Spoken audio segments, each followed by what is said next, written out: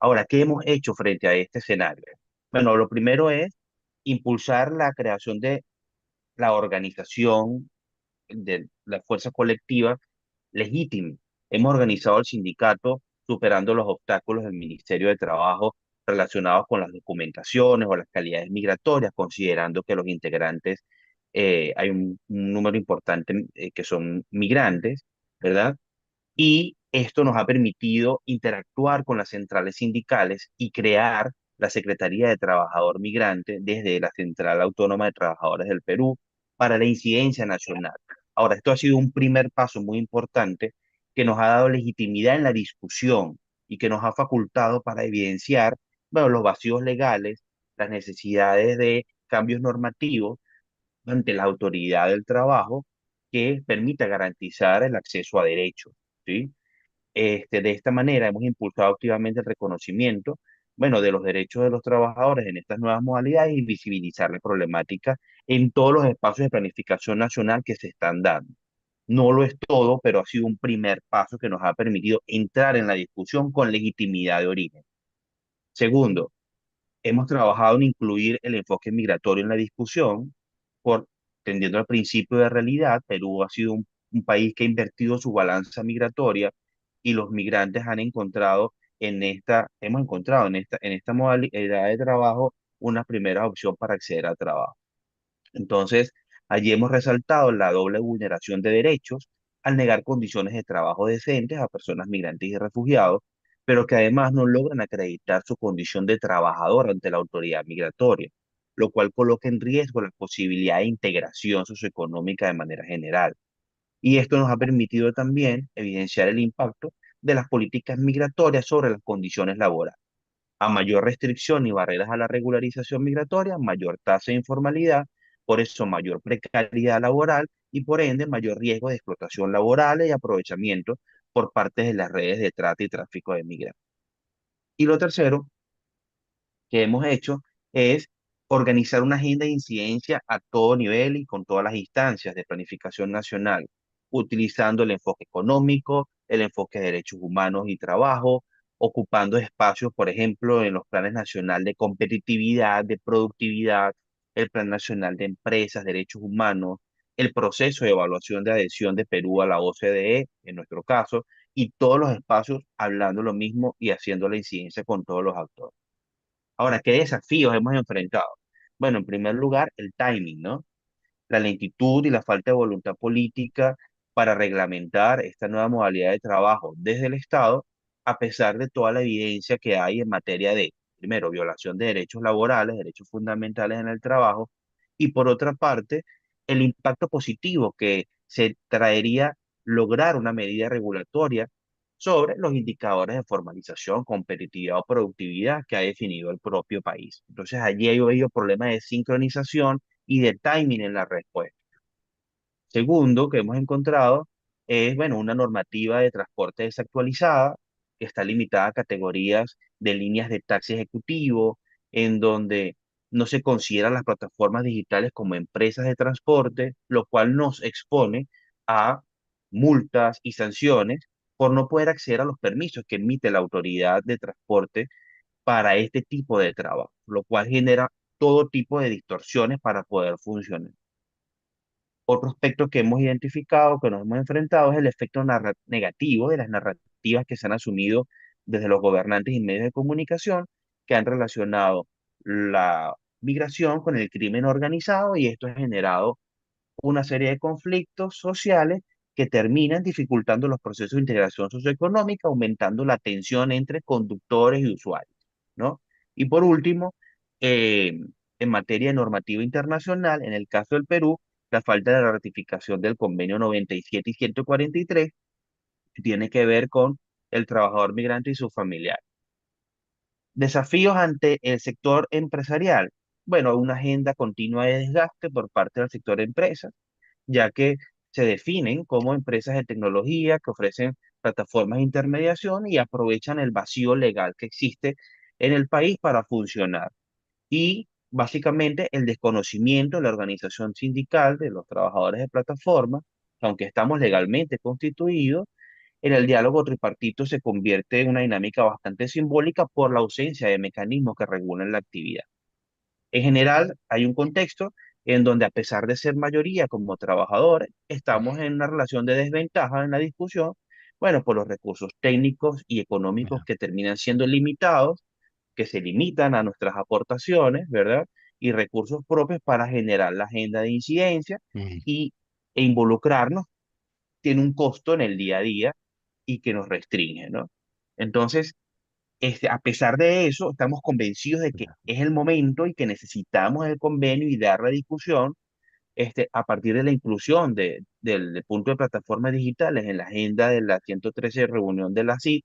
Encontramos un impulso para la agenda de derechos y la agenda Mm. nacional, en la agenda nacional, y es un momento determinante para ejercer presión sobre la voluntad política de los gobiernos, colocar los instrumentos técnicos sobre la mesa, y es un momento determinante para poder avanzar en la adecuación de los marcos normativos y regulatorios existentes que se ajusten a derechos con enfoque migratorio, y también que se promuevan estos marcos de convenios internacionales como el 97 y el 103. Yeah. Así que bueno, eso es básicamente la visión general y esperamos vernos en junio para que esta discusión nos acerque y nos fortalezca aún más. Muchísimas Yeah. gracias. Thank you very much, Paolo. Man, that was a lot to take in, but I think it demonstrates how much platform work is touching on a host of other issues that are challenging us in national advocacy work, in workplace organizing. On migration, we hear this all the time. I'm from the US originally, but I'm based in Europe now. A huge proportion of platform workers in the transport sector are migrant workers, often overeducated, underpaid, underprotected. There's been efforts to obviously rein that in, but this is not uniquely a European issue. We have the migrant crisis, that's really the exploitation of migrants crisis in Peru as well. Um, I want to turn now to fish because while we're going to hear often when we talk about platform, we talk a lot about transport, and we're going to hear more about transport workers later. But this is not a single sector issue. Platform work exists across sectors. And so I'm going to turn to Fish and ask you, tell us a little bit about what platformization has looked like in the care sector and in domestic care. Thank you so much for the ITUC organizing this webinar, which is very, very important. First of all, we really have to say that there has been very little information and data in regards to domestic workers in platforms. This is largely because domestic workers very often very invisible. Delivery and drivers, the platform one, they are more, they have their uniforms on the street. For domestic workers in the platform, even they have a uniform, they only wear it in front of the private households before they start their work. So they are highly invisible, and that gives lots of challenges in the organizing. And like the other platform workers, they are more marginalized workers, meaning new immigrants, or like, for example, in Korea case, they are more Chinese Korean that do not have residence there. So, and also domestic workers are more informalized in the sense of they are excluded from the labor law, excluded being recognized as workers, and that gives the challenges of visibility and the potential for organizing. So we would also like to call for support here. If you are doing any research or study around domestic workers in platform economy, please contact us. We would like to have support. And one very, very key feature for domestic workers in platform is that for delivery and drivers in platform economy, they are like 70% majority are male workers. For domestic workers, majority women. So you can imagine already the enforcing of gender segregation. Domestic work is only women to do it. And that also gives a high risk for us as women, domestic workers in a private households on the situation of the risk of gender-based violence. In fact, we have affiliates who have been receiving cases of sexual abuses faced by domestic workers in the platform company. And we have cases that the workers face this situation. The person who do the abuse was arrested, but the platform company as an intermediary has no responsibility, legally speaking.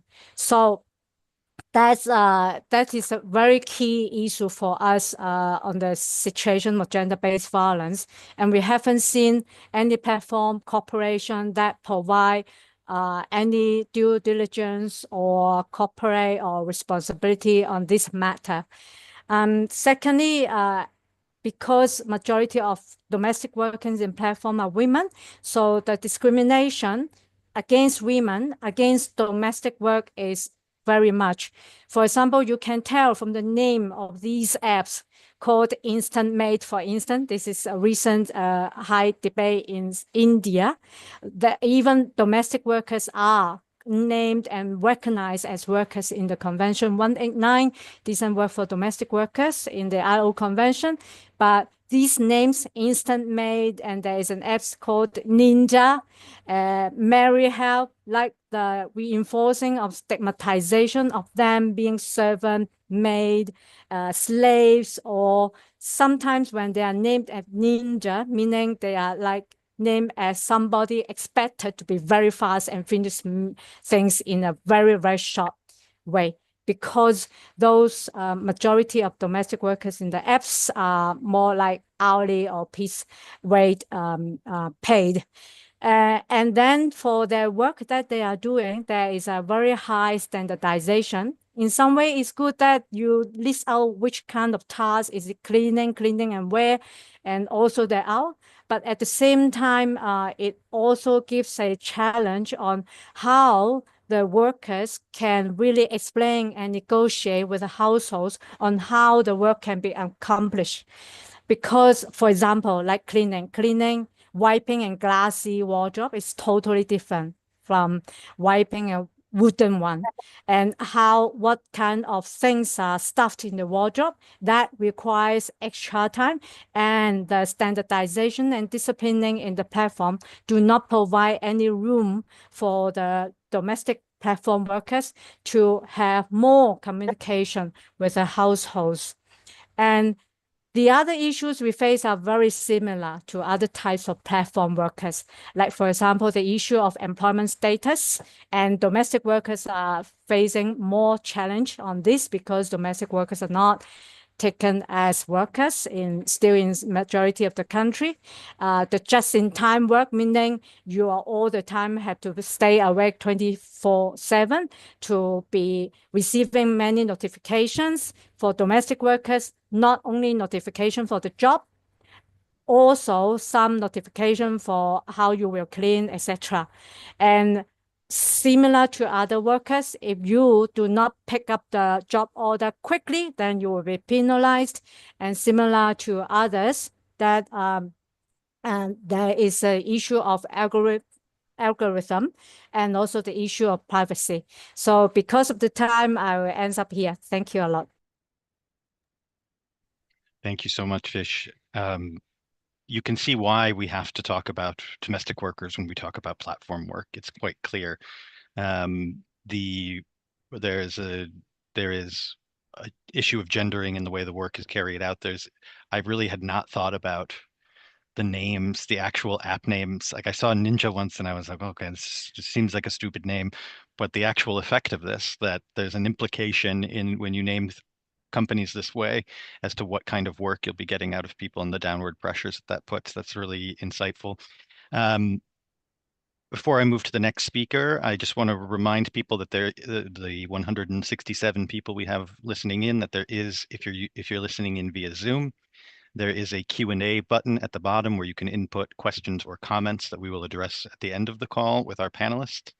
If you are a platform worker, an organizer, or researcher, if you want to respond to the IDWF's request for research, you should email us, GOA, G-O-A, at ituc-csi.org. Again, that's GOA at ituc-csi.org. And we will share it out with the colleagues on the panel here, because sometimes linking won't work in the chat, etc. Philippe has added to the chat that email address. Now, I want to turn to Katie Wells, who's coming from the Groundwork Collaborative in Washington, D.C. And Katie and I know each other because I come out of the transport sector where we were battling Uber and Lyft trying to take over medical transport 10 years ago in Washington, D.C. And Katie was a researcher looking into this since. She's done a lot of incredible work.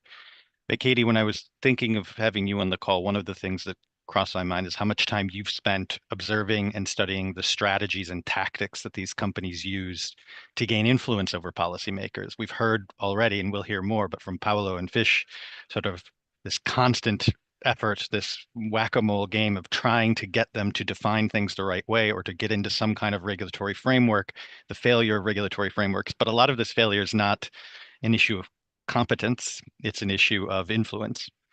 So I want to turn it over to you, Katie. Thanks, Todd. It's great to be here and be reconnected. I am happy to have the chance to share with you all today what we have found in the US and the extent to which it resonates with what Paolo has seen and what Fish has seen. My colleagues and I find that the strategies and tactics that platform companies have used to influence US policymakers can be roughly grouped into 3 buckets. And I'll walk you through these 3 buckets and why we call them that. The first phase, when platform companies try to win the game, is what I call the who cares about the law phase. This is a period when platform companies, whether it's Uber or new gig nursing platforms like ShiftKey, they enter cities and states while totally ignoring the fact that there are laws. The platforms pitch themselves as totally new, and they frame existing laws as some kind of outdated relic. For Uber, the mantra is, don't ask for permission, just launch and hustle. To rationalize this strategy, platforms exploit actually existing problems, and this I think is key. Platform companies argue that they, rather than some existing government or under-resourced program, should be at the center of social solutions to actually existing problems. Innovation, the platforms argue, not regulations, will bring us the future we want. The second phase that platform companies have used in the US to influence policymakers is the I am so special phase. In 2010, there was no such thing in the US as a transportation network company, a delivery network company, or a healthcare worker platform. Today, all 3 categories exist across a number of cities and states. One of the platform economy's greatest innovations, my colleagues and I argue, is the argument that technologically mediated businesses are so unique that they merit brand new business categories. What's important about a business category? I certainly didn't find it interesting. Well, here's what it is. They're the very tool, the stepping stone that allows these companies to win carve-outs from existing rules and ideas about how we take care of each other. After Uber or DoorDash or peer platforms convince policymakers that they get their own category, then the platforms say, oh, and by the way, we should operate wholly free of government interference or any existing regulatory body. New on-demand healthcare staffing platforms in the US like ShiftKey and CareRev are similarly trying to convince state-level regulators that there's something radically different about the way in which they allow nurses to bid against each other for shifts. And thus these workers should be exempted from existing labor law, whether it's workers' compensation or minimum wages. In this phase, if a platform meets unexpected resistance, then they turn to something called state preemption. Since 2017, Uber has led the way with its peers in pressuring 34 US states to prohibit governments at the city or municipal level from setting any kind of labor standards, such as a minimum wage, raising tax revenues, collecting data, or mandating accessibility requirements. Far from ignoring laws in this second bucket of strategies I've just described, platforms are seeking to make new ones. Most recently, a third phase of the platform company playbook has emerged, and this one totally caught me by surprise.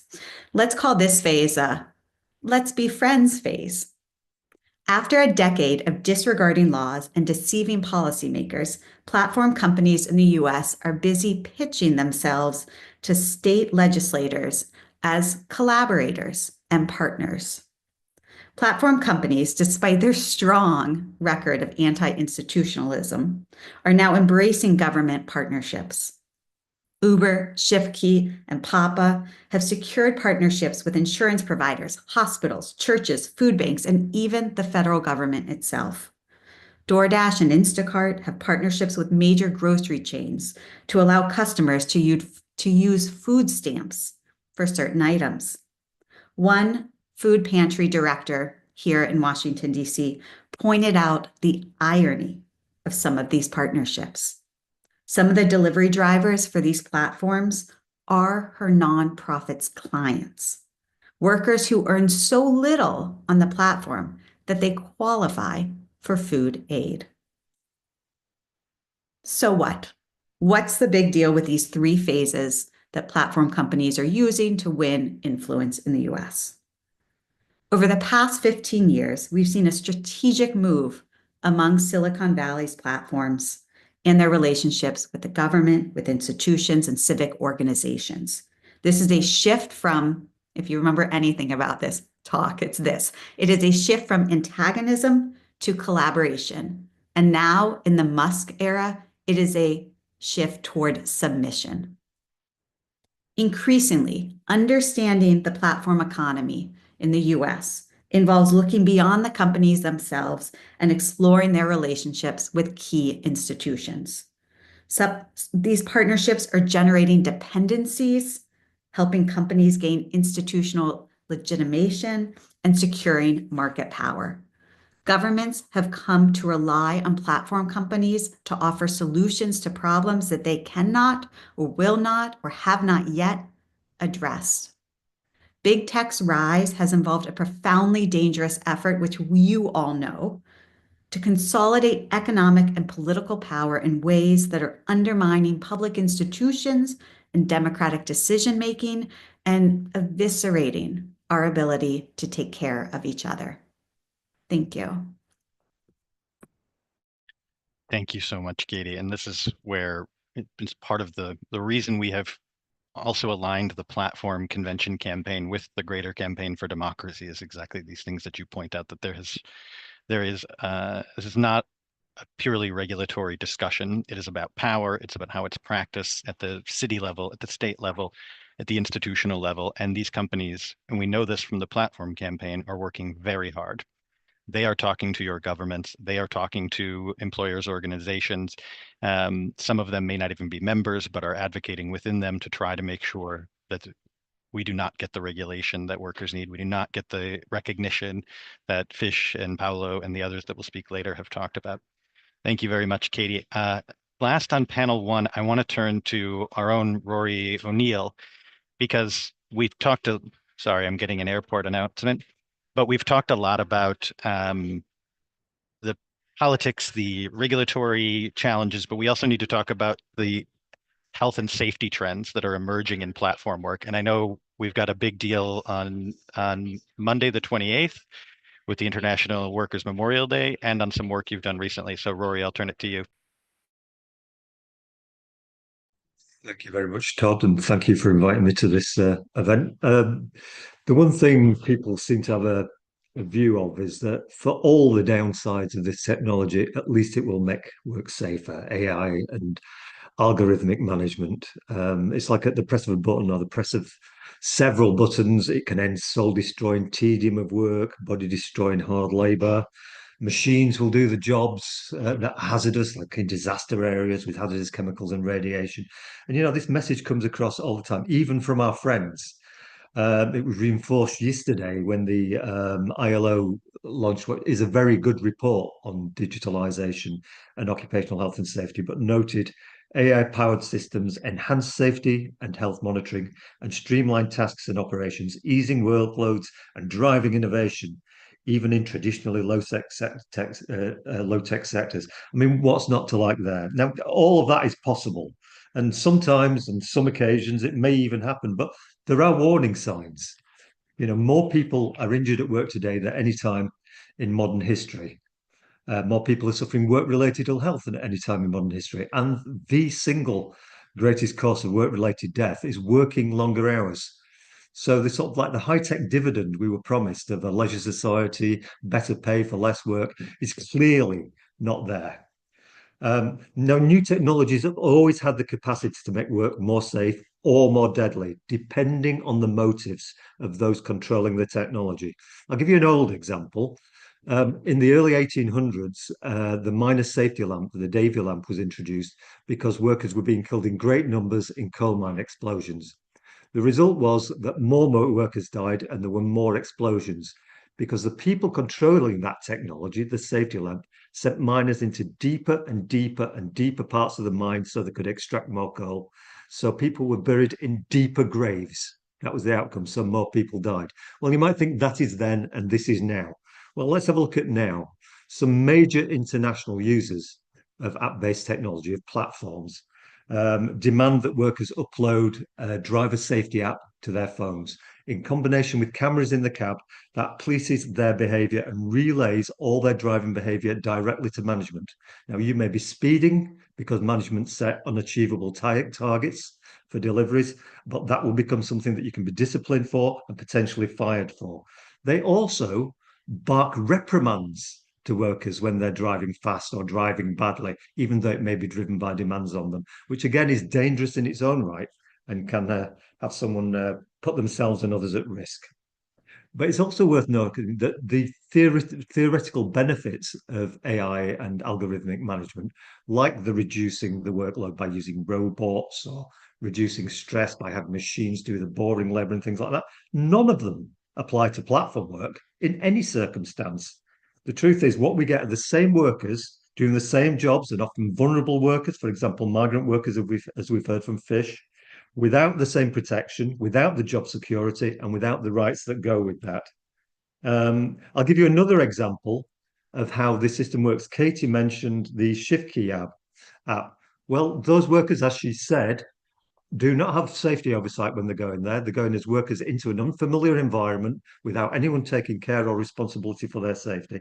But on top of that, they're ripped off by the companies who charge them a fee, a safety fee for each shift to cover drug tests and their background checks, and charge them occupational accident insurance. Now, they don't have access to occupational accident insurance in most cases. This is a rip-off. But also, you don't get a background check every single day you go on a shift. You don't have a drug test every day you go on a shift. So they're not caring about you. There is this illusion that safety is on the agenda, but in actual fact, exactly the opposite is the case. Instead, what we see is oppressive, stress-inducing surveillance, which is built into the technology, increased quotas, work rates, and work pace, with the dissatisfied or underperforming given the choice of risking their health and safety and sometimes their life or being deplatformed. When we actually look at platforms, we start from a bad position anyway. Platforms take what are already some of the most dangerous jobs and make them worse. A report from the European Safety Agency said they were often in the sectors that were most dangerous, with the highest accident and injury rates and the highest rates of occupational injuries. And noted, moreover, platform work involves additional tasks and or different combinations of tasks from those associated with similar jobs in the traditional job market. They soup up the risks. Platform work can retain all the hazards inherent to the job, but give you it without the job security, the decent pay, and the social protection and union representation. Each of those factors are protective factors from work-related injury and ill health. Now, the risks are real. There have been recent studies in Australia and the US that have identified high death rates in delivery riders, for example, and a lack of access to compensation for the injured or bereaved. This is confirmed in an ILO survey in 2021 of 20,000 digital platform workers in 100 countries that found out that only 1 in 5 had access to employment injury protection. A major Japanese study found that injury rates in platform workers were 3 times higher than the general working population, and serious injuries 8 times higher. These are big studies involving millions of people. It's a reality. But there are some positive developments that can inform our push for an ILO convention and recommendation. An Australian inquiry into digital transformation and work released in February this year recommended automated decision-making systems and AI used for employment purposes should be classified as high risk because of the extreme micromanagement that you get and the related psychosocial problems. The report from that study, the Future of Work report, recommended workplace safety regulators issue a health and safety code to protect workers, and also specified that there should be limits on the use of this technology to mitigate workplace psychosocial risks. They also said, importantly for us, that the way to manage occupational health and safety with platform work and with AI-related work was to use the tripartite system of discussion that's used at national level of employers, governments, and workers, trade unions, together negotiate a template, a framework for how that system will work within the country, and to reduce any work that was not necessary using those systems. So the key question for us is not whether or not you introduce it, it's who decides to introduce it and if you introduce it. And this is very consistent with the approach that we take in international safety law. The ILO's Fundamental Occupational Health and Safety Convention, Convention 155, which is binding in all ILO's 187 member states, notes, and I quote, each member shall, in the light of national conditions and practice, and in consultation with the most representative organizations of employers and workers, formulate, implement, and periodically review a coherent national policy on occupational safety, occupational health, and the working environment. Well, everything you do in platform work is your working environment. That tripartite structure called for in the Australian government report and required by the ILO Fundamental Convention on Safety is something that must be incorporated in the Platform Workers Convention when it comes around. If your national system now doesn't offer occupational health protections to platform workers, then the review demanded by Convention 155 should take place in consultation with unions and employers and introduce those protections there. There are models. We've got the EU Platform Workers Directive, which has an explicit clause on health and safety, which introduced a ban on automated systems, putting undue pressure on workers or creating risk to their safety and physical and mental health. Now, that system has its limitations, that law, but there is some good language in there. But without these controls, which must be reflected in the ILO Convention and recommendation, even well-intentioned applications to improve safety might provide the surveillance and performance data to an employer that sees a worker face penalties, disciplinary action, or dismissal. So health and safety can be a tool we can use to get wider protections if we use it correctly. Okay, thank you. Thank you so much, Rory.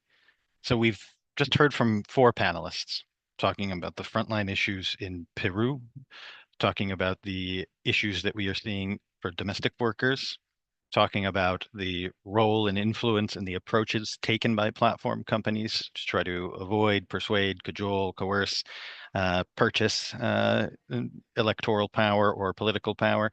And we've heard about the growing and really some of the stats that Rory shared, really concerning health and safety issues. Now we're going to pivot and we're going to hear where people are winning on some of these issues right now in the field. And then we're, again, a reminder at the end, we'll briefly walk through the I2C toolkit and have some time for Q&A. So we'll try to keep this next section tight. Really quickly, I'll introduce all 4 panelists and then I'll turn to Raven with the first. So Raven Lee has been serving the Singapore labor movement for 20 years. In the past 3 years, he served as executive secretary of the National Private Hire Vehicle Association.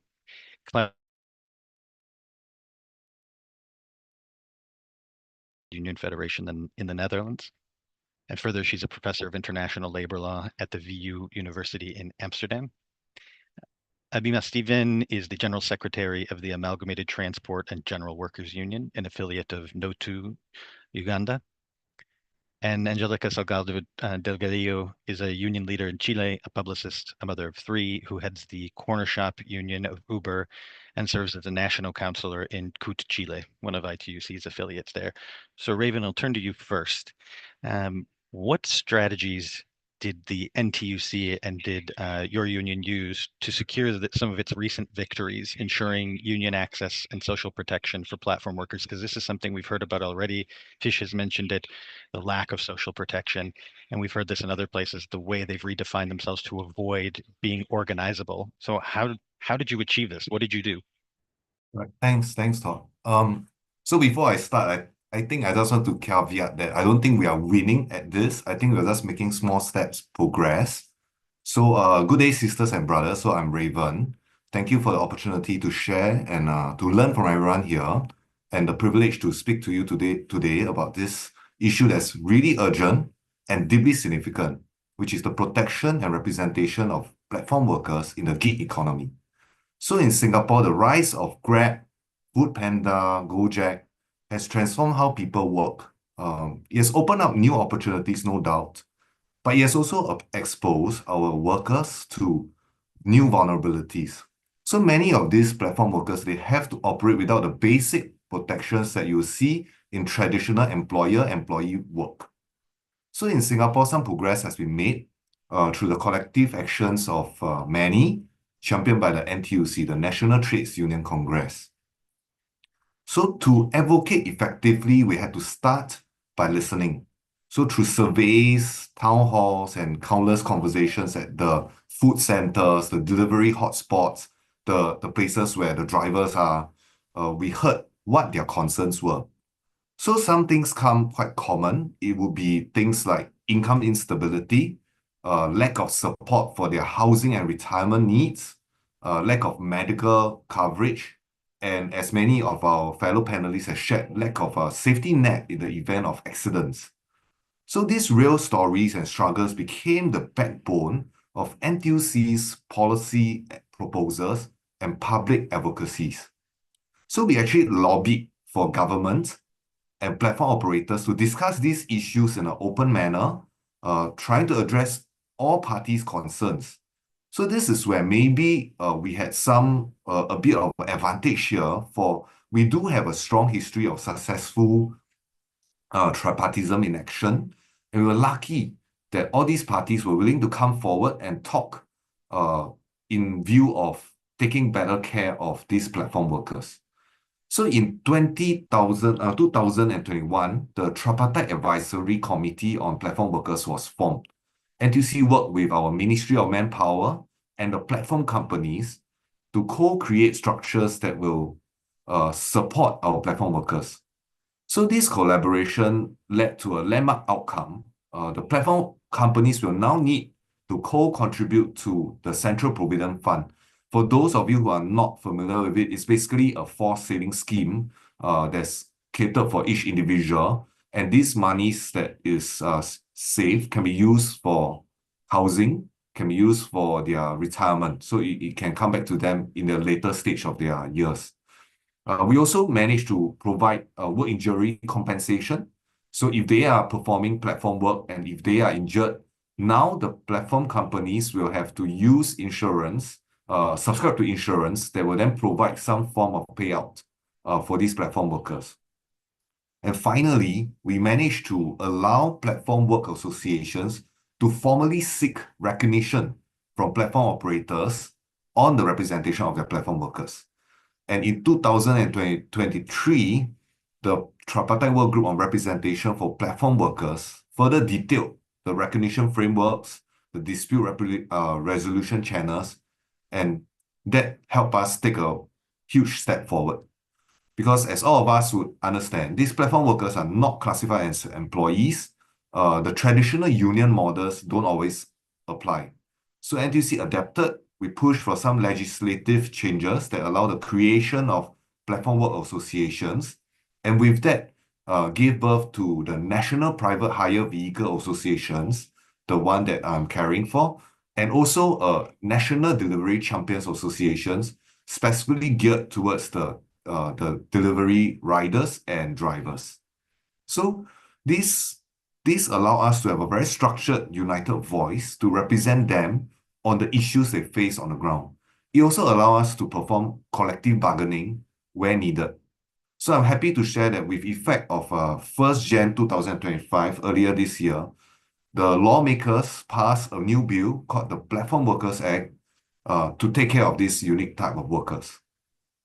So throughout our journey, I think our approach has been one of partnership. We believe that progress comes from building bridges, not walls. By working with the platform companies on the onset with pilot programs such as insurance, welfare benefits, and upskilling, We show that if we can have mutual respect and cooperation, I think it can lead to a more sustainable industry for these platform workers. Then we are also now able to work on issues that impact them.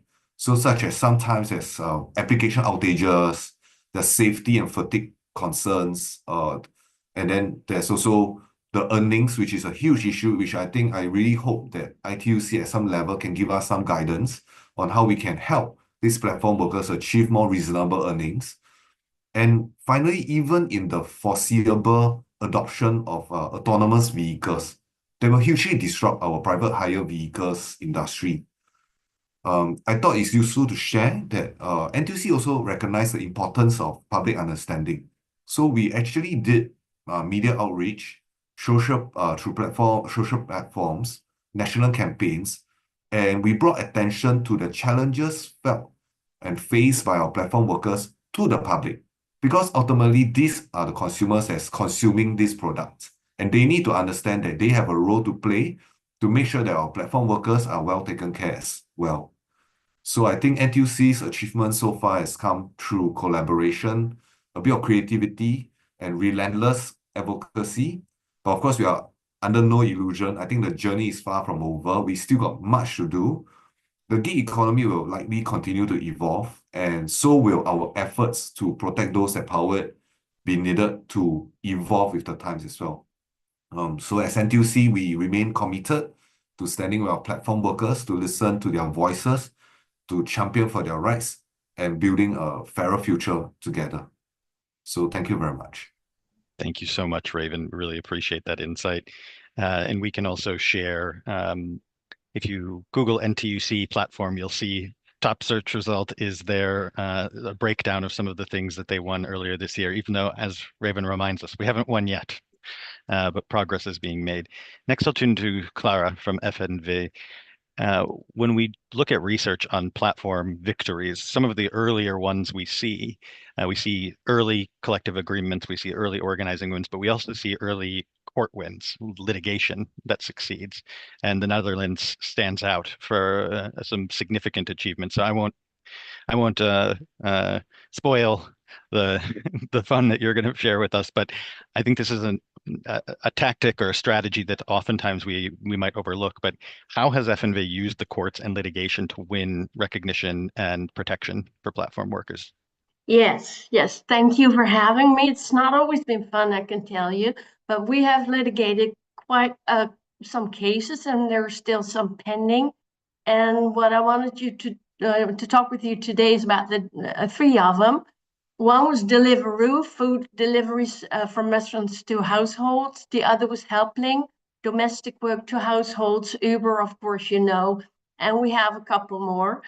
And each of these companies, of course, denied that was an employer and claimed that the workers were self-employed. That was the qualification matter was the main matter that we litigated on. And also, I should say, after two of these judgments that were unconditionally favorable for us, they led to something unexpected. Deliveroo left the market in the Netherlands, and Helpling, the domestic work platform, filed for bankruptcy. So apparently, these business models are not viable in the Netherlands. And this is also due because of the court cases, of course, but it's also a sort of a warning. Now, the Dutch labor market is very open and flexible. This is the birthplace of the word flexicurity. And it's also binary in a sense. There's good protection for traditional type jobs, indefinite contracts, but for atypical jobs, not so much. And also a development, the number of self-employed doubled in the last 10 years to about 17%. So this has become a very common form of labor performance. So 1 in 7 workers are self-employed. The country is very open to often low quality labor migration. Like Paolo said, we have these problems too, also with the EU internal market. And for my union, labor migration is not a problem, but abuse of labor migrants is a problem, and that's not always distinguished. And it's predominantly a services economy, so it's great for platforms. And for that matter, like Uber has its headquarters here because the Netherlands has a very tax-friendly climate for multinational companies. They hardly pay any taxes. Well, that said, I think our efforts were fairly successful, especially on the Deliveroo, on the delivering meals from restaurants to customers through an app. And of course, the company claimed it merely mediated between the restaurant and as the contractor and the rider, and that it only facilitated the administrative processes. This is something that comes back every time. Now, we understood that before the litigation started, we would have to initiate organizing these workers into a special riders trade union to claim our right of representation. And that has become very important. So that's the first step to make. And then for these workers, the Supreme Court, so the highest court, it took a long time, ruled that all the constituting elements of the employment contract, wages, authority, and a certain time worked applied, and that the workers were regular employees under the labor contract, and that their presumed freedom not to turn up or reject a task was in fact fictitious. So as a consequence of this judgment, these Deliveroo employees were also covered by the collective labor agreement, the mandatory transport pension, and social insurances. So this was really groundbreaking for us. Now, in the Helpling case, the court did something similar. It denied that Helpling only facilitated and supported the process of invoicing and payment and administration and all that. But in this case, it acknowledged that there were three parties to this agreement, a triangular contract where there is a formal employer, which is Helpling, an informal employer, which is the household, and a worker. But that triangular form is acknowledged in the Netherlands in our labor laws. So that was 2 wins. Now, with the Uber judgment, that was far more ambiguous, which is not so strange because taxi drivers in the Netherlands have always been also independent and self-employed workers, although often organized in a cooperative. But they worked along with regular taxi companies that actually employed taxi drivers. So here, the historical situation was also one of employment and self-employment. But now, of course, Uber is I always call it extortion, what you're doing, taking part of the market and then pressing their conditions on it. But the court ruled where employees and self-employed workers work side by side in a country, the latter group, so the self-employed, their entrepreneurship, it called, can be an important, though not decisive, consideration in that qualification case.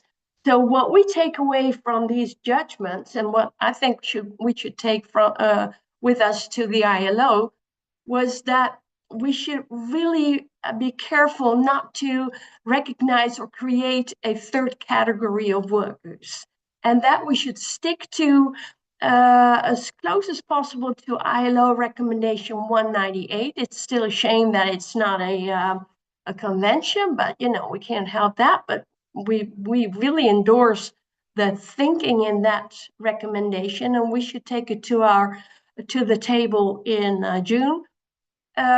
And our courts did not accept the company's frame, like Katie said, that these are entire new legal forms of labor relationships, but it's founded its judgment on analogies or similarities with the long existing ones. I think that's also an important lesson. And also, the very unjustified denial of employership of the platform should be the message that we have to hammer in constantly. And furthermore, the abuse of the word freedom that these platforms use, it's appalling for these most vulnerable workers. So we should start with taking the word freedom out from the frame right from the start.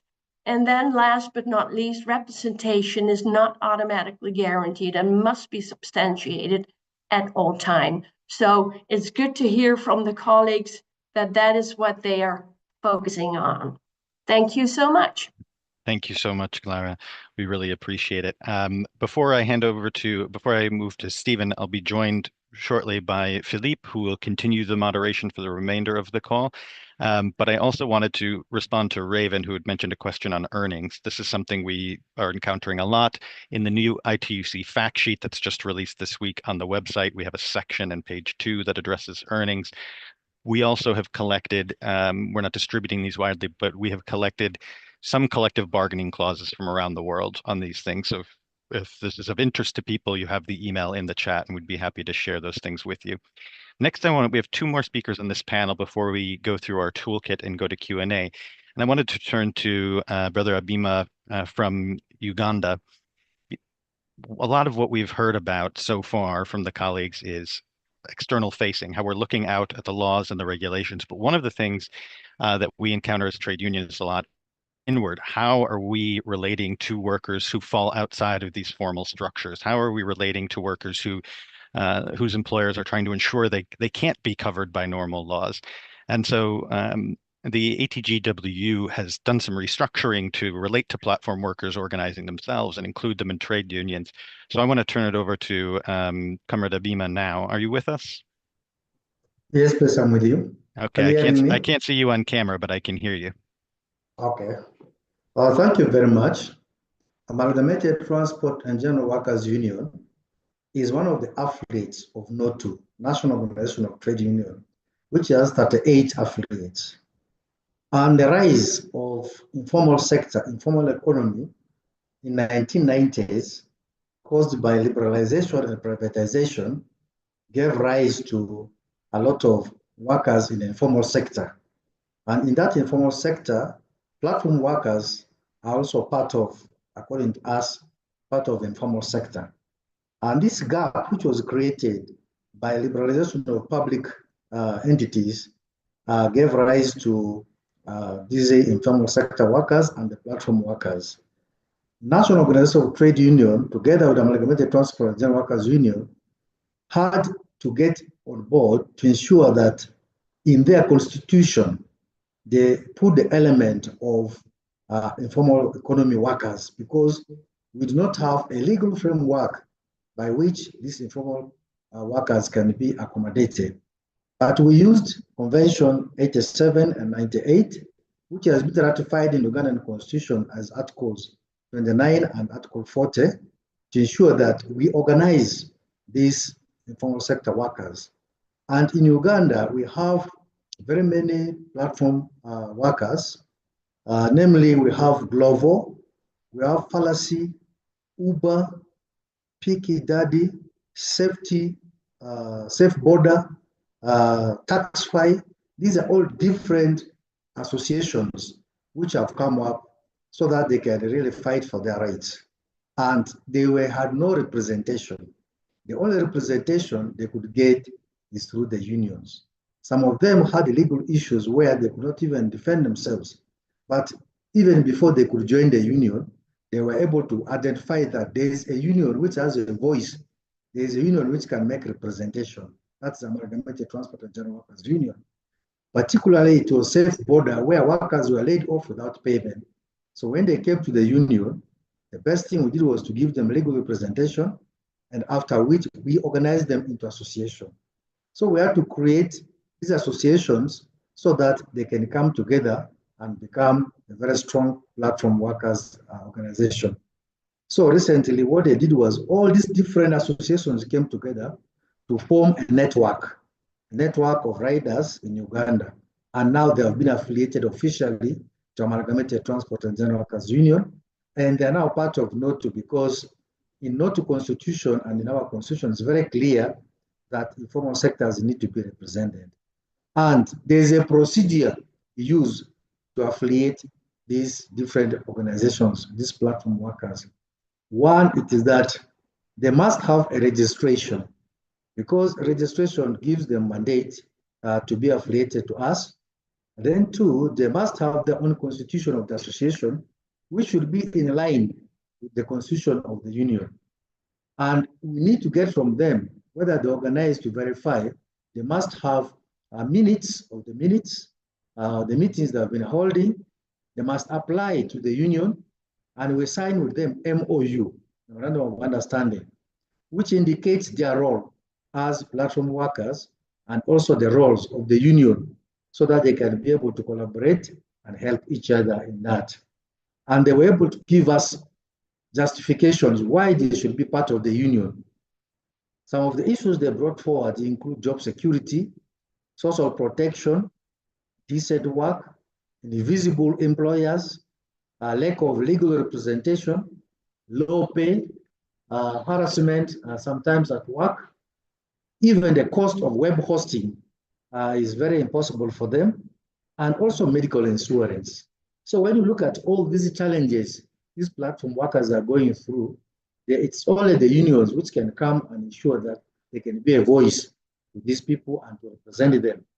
So based on that, we feel that it is very important to have a convention, to have legal framework, which should be used for protecting the rights of these platform workers, because many of them even don't know where the employers are. They are invisible employers. Take a case like Uber. In Uganda, they have agencies, but the real Uber owner is not in Uganda, it's very far. They don't know who the person is. So at the end of the day, they do not have a say in the rates which are being charged for transportation of people and for the goods and services that are transported. So it has become a very impossible issue. But this one can only be done if the unions come to their representation. And above all, the unions involve them, because now they are part of us and there are very many, and the number of platform workers is growing daily and every day. It is growing, especially in the economy of Uganda.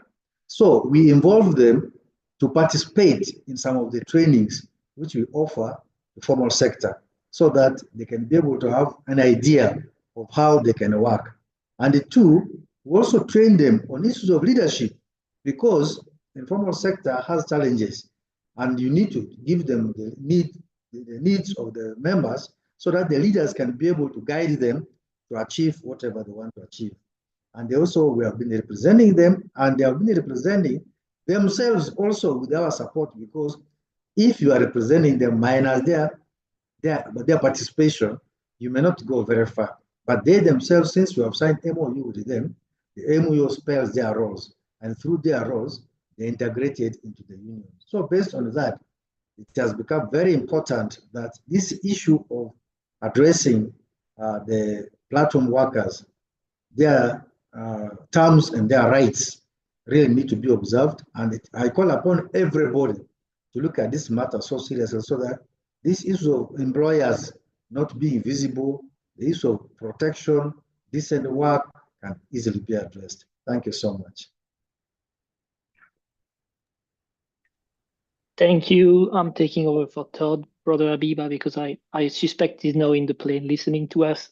Thank you for sharing how you were able to include platform workers in trade unions in your country, and also the struggle they face, and why a convention is such an important tool for your work in the future. The last speaker of this panel will be Sister Angelica from Chile, which will tell us how the Uber Cornershop Union was basically set up and how it was able to reach recent victories on working time pay. So please, Sister Angelica.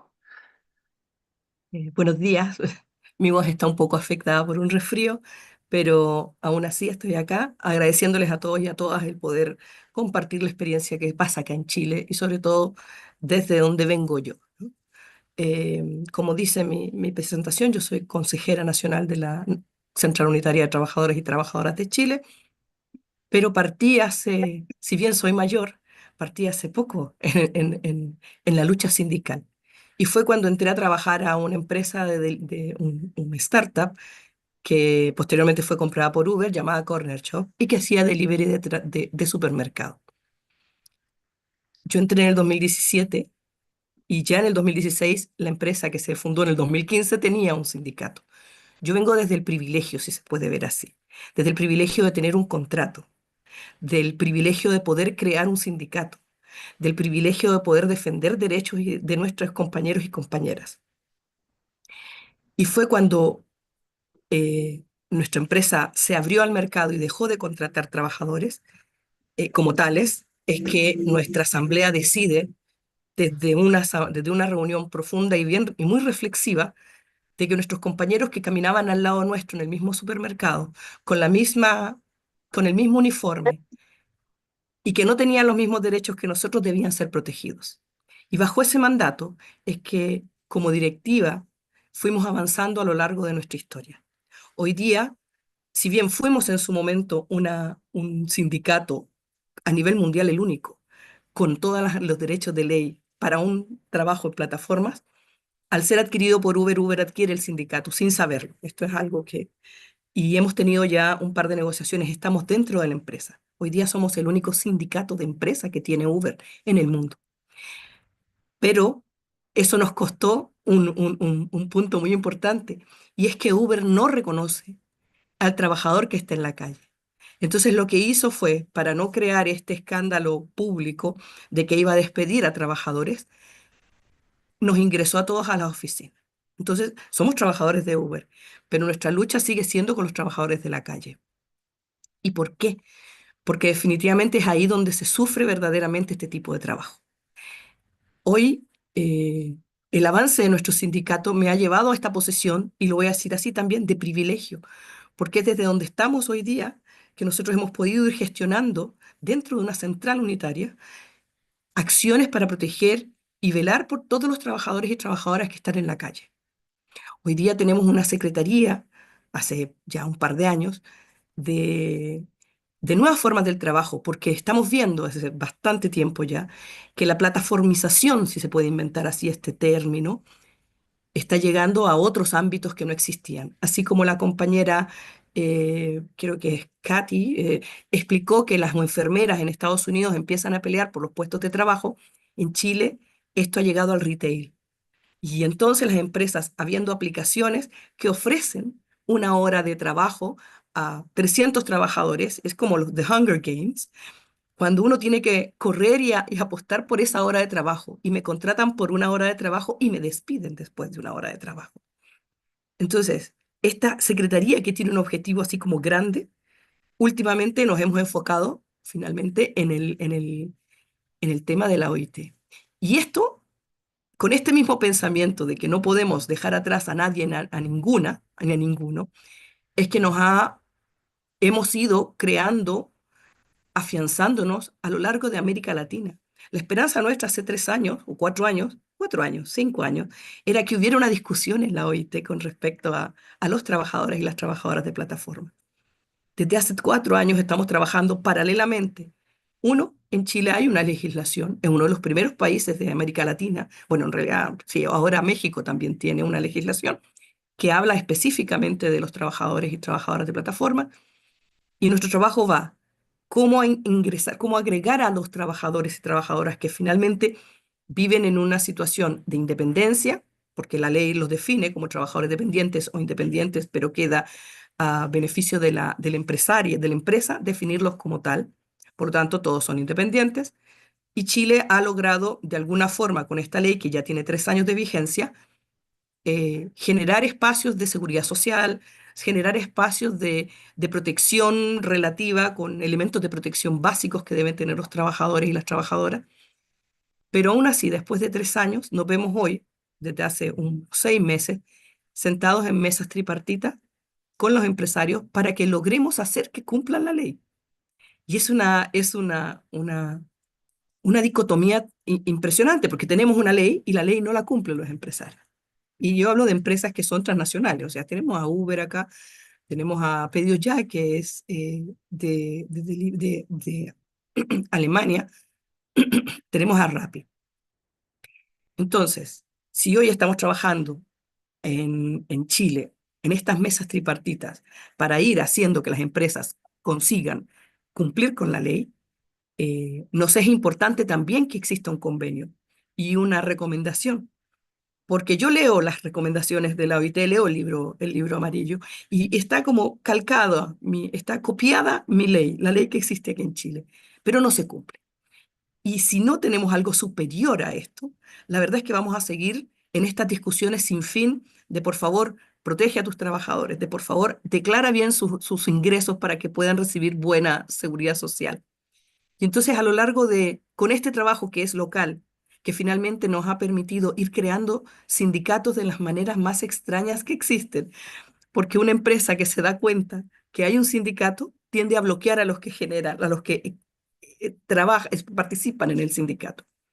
Tenemos la suerte esta vez que tenemos un gobierno que es pro trabajador, por lo tanto ha sido tratar de calzar un tipo de trabajo que es nuevo en estructuras más bien antiguas de sindicalización. Pero lo hemos logrado. Pero eso nos da un reto también, en que hay que de alguna forma transformar las nuevas formas del trabajo a nuevas formas de sindicalización. Porque trabajamos todos en solitario, aunque parezca mentira, que nos juntamos en una esquina y conversamos, es un trabajo solitario. Y como les decía, paralelamente hemos ido trabajando como central, como sindicato, también pertenezco a la Confederación del Comercio y como confederación, con organizaciones a lo largo de América Latina para llevar algún tipo de mensaje común de la región hacia la OIT, hacia la conferencia de este año, y ha sido un trabajo difícil. Primero encontrar dirigentes que tengan, primero era encontrar dirigentes, ya encontramos dirigentes, después invitarlos a que se acercaran a sus centrales representativas para poder hacer esa participación como corresponde. Y hoy día contamos, si bien contamos con muchos dirigentes en varios países de América Latina, bueno, nos topamos acá con un tema monetario. O sea, ir a la CIT no es llegar y viajar en un auto y regresar, ¿no? Pero el esfuerzo se está haciendo. Y se está haciendo hoy día ya no solo con América Latina, sino que con algunos países del sur global, adicionales de Asia y África. Y es un trabajo que ha costado, es un trabajo en el que hoy día la Secretaría está abocada, junto con esta mesa tripartita nacional, para lograr que los derechos de los trabajadores que están contemplados en una ley, buena o mala, eso ya queda a debate, pero que es la que nos tiene hoy día trabajando y con algún tipo de derecho. Insisto, Chile está hasta cierto punto en un punto de privilegio. Nosotros como dirigentes estamos en un punto de privilegio, porque no es fácil encontrar dirigentes que estén en posiciones de poder como las que estoy en estos momentos yo. Y es por eso que también el esfuerzo que se hace es mucho más grande, porque no estamos solos. No solo somos los chilenos o los extranjeros que trabajan en Chile, no solo son los argentinos, los peruanos, los colombianos. O sea, este es un problema global. Este es un problema que no solo se va a extender, y lo vemos así desde acá, a la plataforma misma de trabajo, de delivery o de transporte.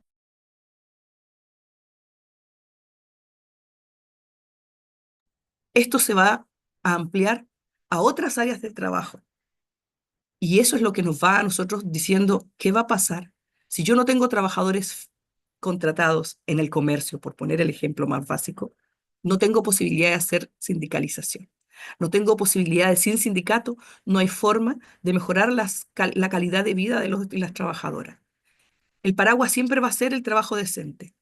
Y para Chile, sin convenio y sin recomendación, ese paraguas queda débil, muy débil, a pesar de que nuestra legislación lo contempla.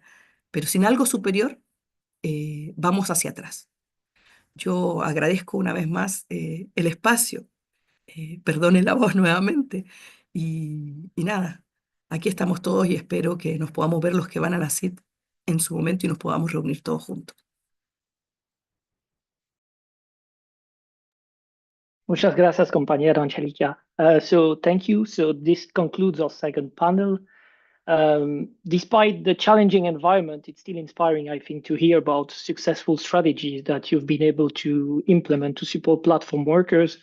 But all your interventions are also clearly reinforcing the need for a binding international instrument that would provide you the legal framework you need to further improve the work you're doing and secure more wins for platform workers. So we've been listening to the issues, we've been listening to the work already done, and now I will invite my colleague Marieke Koning from our campaigns and organizing department to share with you what we are doing to win this convention. And Marieke has a lot of experience of fighting and winning for convention on other subjects, and I think she will be very good and experienced to share with you what is the ILO process and also what is in the toolkit that we have published that is helping people basically do the work needed to make sure we win this convention at the ILC in June.